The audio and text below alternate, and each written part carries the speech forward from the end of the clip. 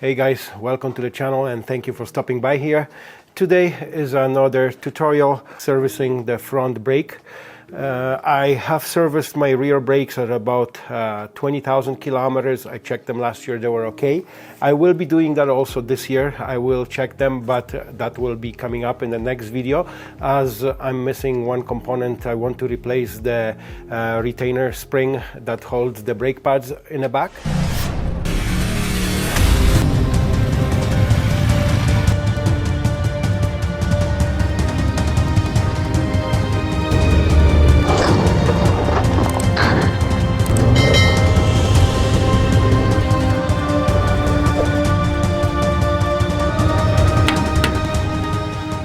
To start with some of the concerns that I just recently saw on one of the Facebook groups posts where the guys are asking how many kilometers do you get out of the brake pads. Like I mentioned just a second ago, the rear ones I got about 20,000. So the front, even right now, I looked at it, there's still life in them, but I want to have a closer look and take it apart, even though I did purchase the new ones, and those are actually Honda OEM brake pads, and the part number from Honda is 06455-MJP-G52, and you need two sets of those, of course, because there is two rotors on both sides, so I will be replacing both of them if I have to. But a lot of guys shared that they're changing the brakes between 15 and 20,000 kilometers. In my case, that's a 2017 Honda Africa Twin. I got almost 50,000 kilometers on it, if not slightly over right now. I didn't look, but didn't bring my ignition key. And there's still meat left on those brakes. So technically, the front, by the looks of it, doesn't wear as much as the back. I'm pretty light on the brakes when I'm riding too. I usually downshift when I get to the stops, so I'm not slamming my brakes constantly, even when I drive my truck, pulling the trailer or whatever. As a professional driver for many years, driving semi-tractor trailers, I learned to downshift properly, and that pretty much saves you a lot of components on your vehicle when decelerate or coming to stop. So today I will be taking those brake apart, and if I don't have to change it, most likely I will just clean everything and put it back together. But that will be the same procedure pretty much as replacing the brake pads.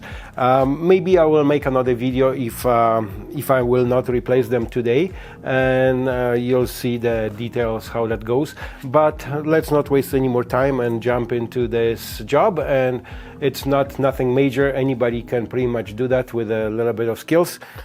So first, what we have to do, we have to take those two 14mm bolts.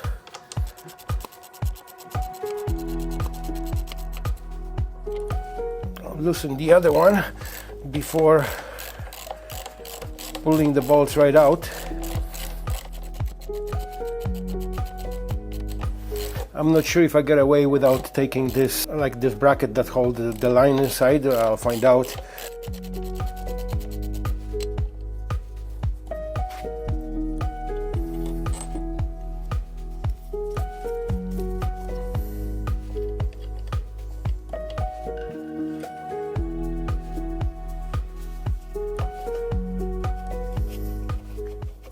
I also notice they're squeaking quite a bit. Last time. Yeah, there's still lots of life in those brakes by the looks of it. So what we will do at this point, I'll get the piece of wood and I gently pry them a little bit out. And what you want to do, probably use like one of those bungee cords or something to hold that brake, so this way it's not putting any tension on those cables.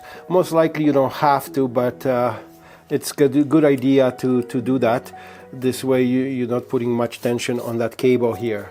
Just found a piece of wood, and with this I will try to pry it a little bit.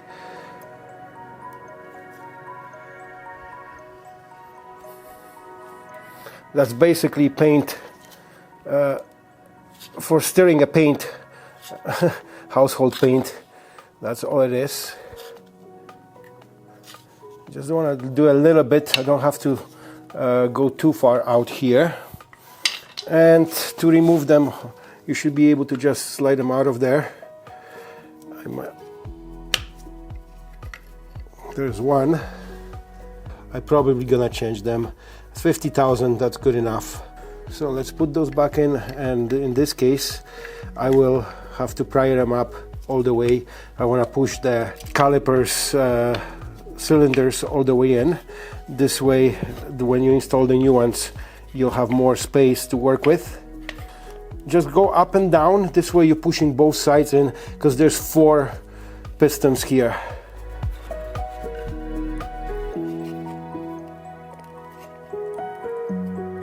Alright, so they are pushed in all the way. Now I should be able to take them right out. There's the one. And then there's the other one. Okay, so now what I want to grab a rag and brake cleaner fluid. I should open this screw. That gives me more movement on this hose. And that's a 5mm Allen key.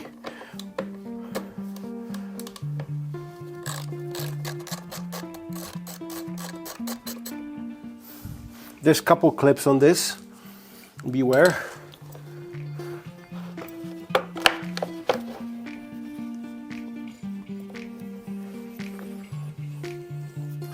Alright, so now we have more room to move this thing around. Just soak it nicely.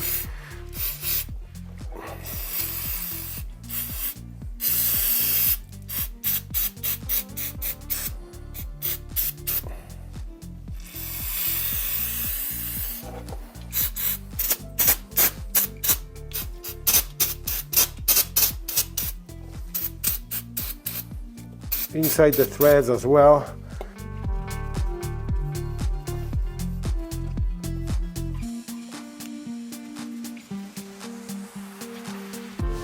There's the spring that's holding tension on the brake pads, so make sure that's there and it's in a good shape, because my rear one is actually will need the replacement this time. Like, I still managed to put it together last time, but this time I want to change it because it got abused a little bit for some reason. That thing evaporates in no time.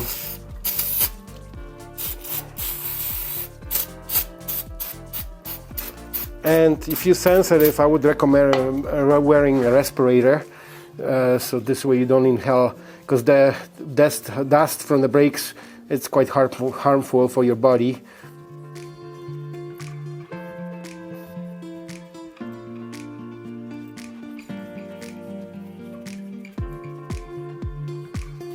That's looking pretty clean to me.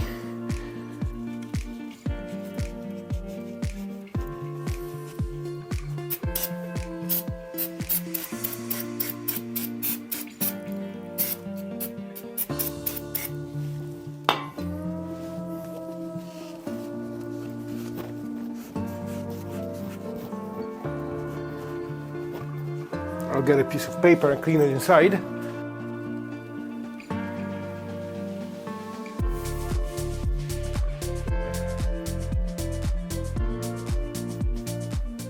So just make sure the way you're putting them in, this tab is facing to the bottom of the brake here. So basically there's that little tab, and it's gotta go only one way.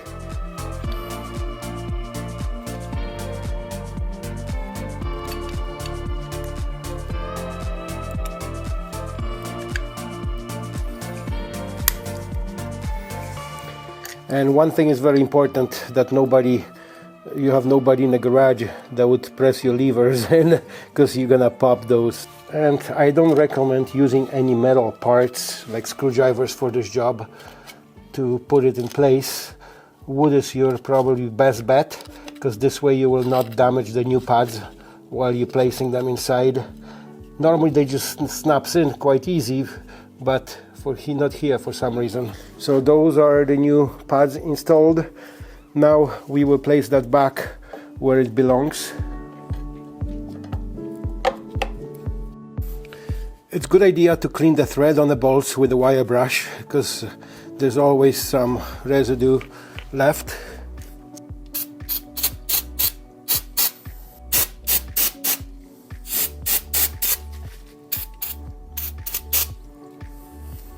I think originally it had a red Loctite on it. Unfortunately, I don't have a red one.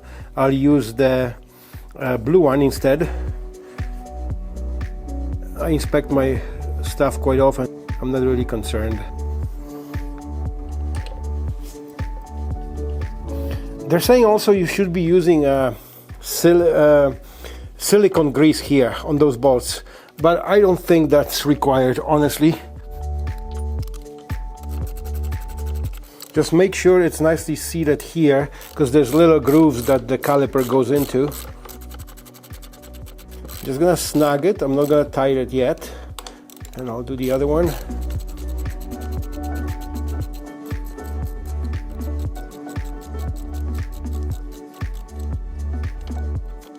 Okay, they're just snag tight. So now you have to torque those bolts to the specifications, which is 33 foot-pounds of torque or 44 Newton meters. My torque wrench is in foot-pounds, so. And it's not a small one either. Okay, we got one.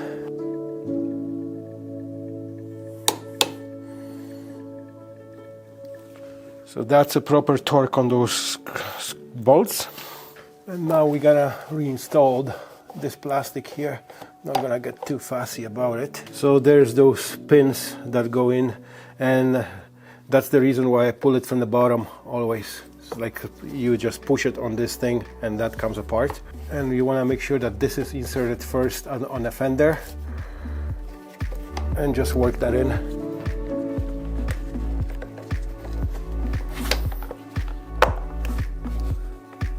Should click in place.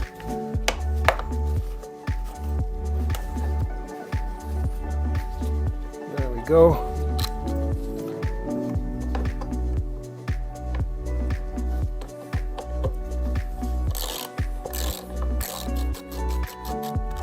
I like to double check always all those clips. And this one I just do a hand tight. I'm not concerned about the torque on this thing. It's a plastic, so be careful. And now we're gonna move in to the other side, and it's the same procedure on the other side. It is pretty much the same procedure on this side, so it's not even worth filming. So the other side is pretty much the same procedure. I will not be filming that. There's no point, because it's same principle, except you got two hoses here. So and a speed sensor line. So you want to make sure that you install this bracket correctly, because that you don't want to pinch that speed sensor line. If you like that video, as always, don't forget to hit the like button, comment down below, and subscribe to the channel. And I'll see you guys in the next video. Cheers.